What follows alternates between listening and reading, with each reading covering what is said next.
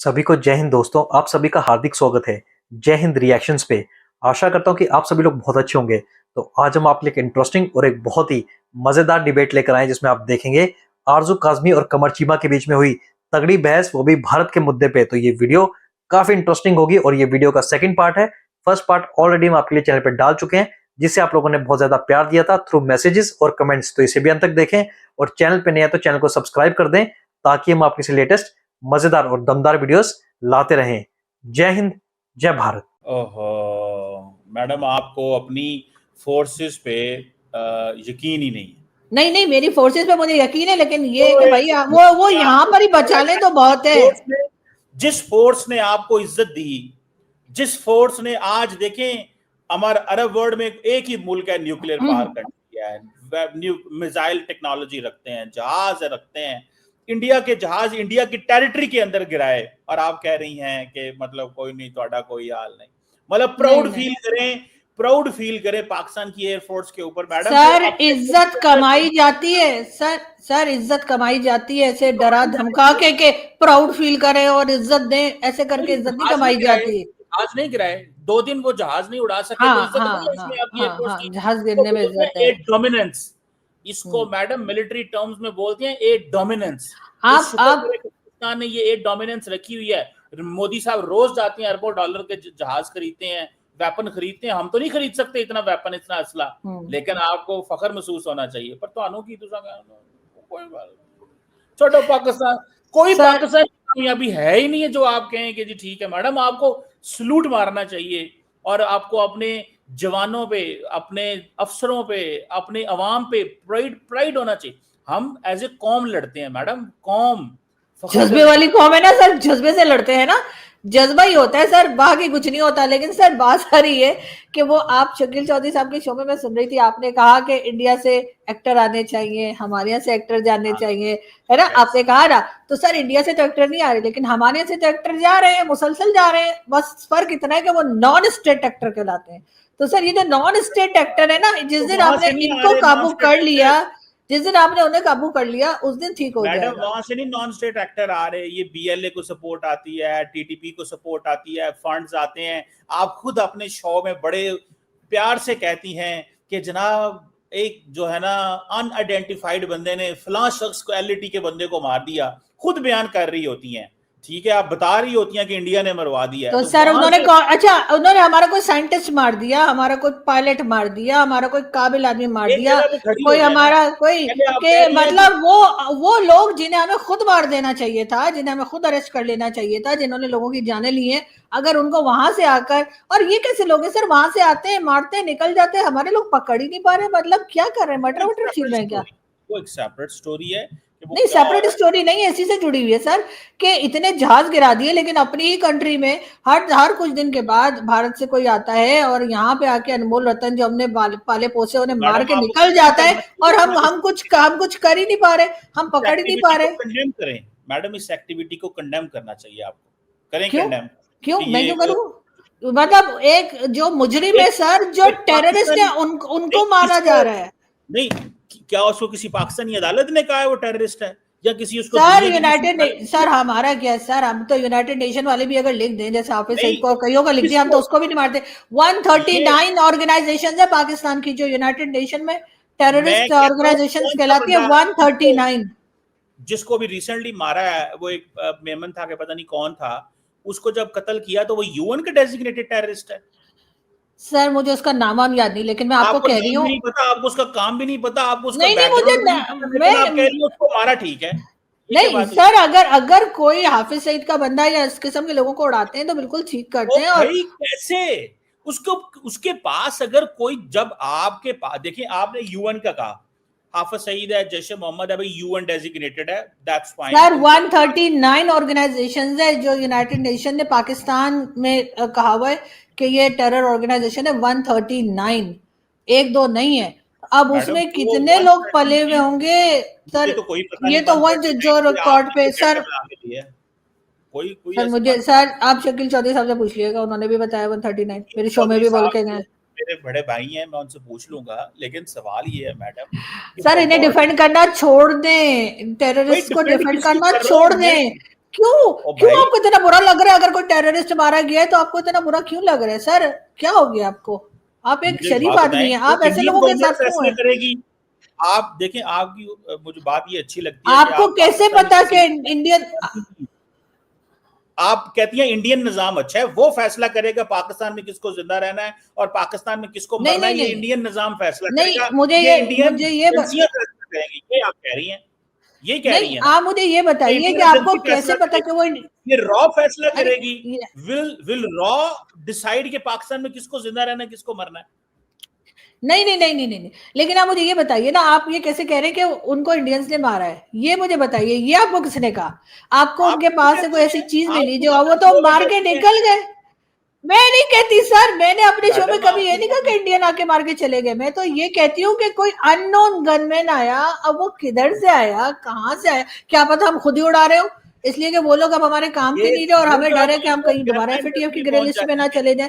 तो नहीं, सर पहले तो आप कह रही थी अच्छा काम करते हैं, आप कह रही आप कहती थी अच्छा काम करते हैं, मार के जाते नहीं, हैं, जो भी ऐसे कर लोगों रहा को है मार देना पाकिस्तान से कर चाहिए। रहा है आप तो या खुद ही कह दुनिया में रही थी कहीं अच्छा से काम करते हैं। अच्छा कर।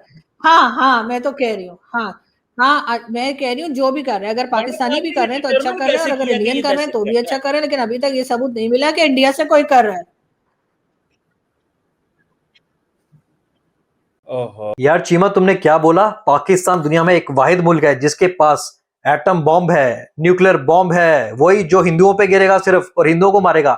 अबे तुम्हारे पास एटम बॉम्ब तो है, खाने को रोटी है। और इंडिया के जहाज गिरा दिए, 2 दिन तक इंडिया के जहाज नहीं उड़े। और जो तुम्हारा पूरा का पूरा नूर खान एयर बेस उड़ गया, जहां पे कई महीनों तक कोई जहाज नहीं उड़ पाया, उसका क्या? अच्छा चीमा, तुम हमेशा इल्जाम लगाते हो कि भारत से लोग आते हैं अनआइडेंटिफाइड और वो पाकिस्तान में आके लोगों को मार जाते हैं। वैसे वो लोग नहीं होते, वो सबके सब दहशतगर्द और आतंकवादी होते हैं। पर तुम एक तरफ खुद कहते हो कि वो अनआइडेंटिफाइड है और एक तरफ तुम कहते हो भारतीय हो। ये कैसा तुम्हारा दोगलापन है? अगर वो है ही अनआइडेंटिफाइड तो तुम कैसे कह सकते हो कि वो भारतीय हैं? और आज चीमा तुम्हें मैं डिफरेंस समझाता हूं। अगर पहलगाम जैसा हमला पाकिस्तान में हुआ होता, कोई हिंदू आता और वहां पे लोगों से पूछता कि मुझे हनुमान चालीसा सुनाओ, अगर हनुमान चालीसा नहीं आती तो वो उनसे गोली मार देता, तो इसके बारे में तुम्हारा क्या रिएक्शन होता? पाकिस्तान इस मुद्दे को पूरी दुनिया में कैसे उठाता? ये डिफरेंस है दोगलेपन का चीमा। जब तुम्हारे यहां से आतंकवादी आते हैं तो वो पहले धर्म पूछते हैं, वो कलमा सुनाने को बोलते हैं। ये फर्क है भारतीय सभ्यता और पाकिस्तानी कल्चर में। और वैसे भी ये बात तुम्हें समझ में नहीं आएगी, क्योंकि जितने भी आतंकवादी पाकिस्तान में रह रहे हैं वो सब तुम्हारे रिश्तेदार हैं। वैसे भी पाकिस्तानी एक आतंकवादी, चाहे वो हाफिज सईद हो या मसूद अजहर जैसे लोग हों, उनको आम शहरी समझता है। एक आतंकवादी क्योंकि पाकिस्तान के शहरों के बीच में बड़े बड़े आलीशान घरों में रहते हैं और ये उनको एक आम आदमी की तरह या एक वीआईपी की तरह ही ट्रीट करते हैं। सर मैं कह रहा जगह हूँ ये जगह पे किसने उनके फैसला करना नाम है कि ये अच्छा होंगे, काम है, ये उनका बुरा काम उनके है? बायोडाटा लगा होगा। अच्छा, वो किसी ग्रुप के साथ है चले उनका, मैडम, आप कहती उसमें हैं तो कहा जा रहा है कि जी हिट लिस्ट में थे, तो सर जाहिर है ऐसी तो नहीं उठ के किसी को भी मारना शुरू कर देंगे। मैडम आपकी मर्जी, अब जिसको मर्जी मरवा दें सर यहाँ पे मुझे नहीं किसी पता सर, को। आप इतने आपने अच्छे बंदे सर, आप इतने इतने जबरदस्त बंदे, मुझे नहीं पता आप इन टेररिस्टों का साथ क्यों देते हैं सर, पता नहीं, मुझे और समझ नहीं मैं आती। मैं हर पाकिस्तानी के साथ हूं और मैं ये कहता हूं कि भारत की एजेंसी को ये कोई हक नहीं है कि वो पाकिस्तान में आके बंदे मारे, और ये भारत को कोई हक नहीं है वो फैसला करे कि पाकिस्तान में किसकी टारगेट किलिंग करनी है। मैं तो इतनी बात कह रहा हूं। बाकी रही बात दहशतगर्दों की, टीटीपी वाले दहशतगर्द, बीएलए के दहशतगर्द, उनके खिलाफ पाकिस्तान की रियासत को पूरा हक है, उनको एलिमिनेट करना सर चाहिए। ये चीज है सर बस, मैं तो दहशतगर्द अगर इन अजीम लोगों को हिंदुस्तान से किसी ने मारा है, इंडियन गवर्नमेंट ने मारा है, तो आप लोग उसके सबूत लेकर यूनाइटेड नेशन में जाइए और वहां पे भारत को एक्सपोज कीजिए कि ये देखें जी, ये भारत से फलाना बंदा आया था, हमारे ये बंदा अच्छा खासा वैसे ही बैठा हुआ छोले भटूरे खा रहा था, इसको मार के चले गए। तो सर वो आप सबूत के साथ यूनाइटेड नेशन में जाइए और वहां पे दीजिए, भारत को एक्सपोज कीजिए, जैसे भारत हमें एक्सपोज करता है हर बार यूनाइटेड नेशन में। जब कोई मीटिंग होती है वो पाकिस्तान से पता नहीं कौन कौन सी कहानियां सुनाते हैं, हमारे वाले तो जवाब ही नहीं दे पाते, बस यही कहते हैं कश्मीर में बड़ा जुल्म हो रहा है, तो कश्मीर में ऐसा हो रहा है, हम तो बस यही बोलकर आ जाते हैं। सर आप बताइए ना, आपके इतने अजीम लोगों को, साइंटिस्ट और पायलट और किस किस को मार के जा रहे हैं, तो आप यूनाइटेड नेशन में एक्सपोज क्यों नहीं करते? जाकर यूएन में जाइए। मैडम करते हैं, करते रहेंगे, आप फिक्र ना करें।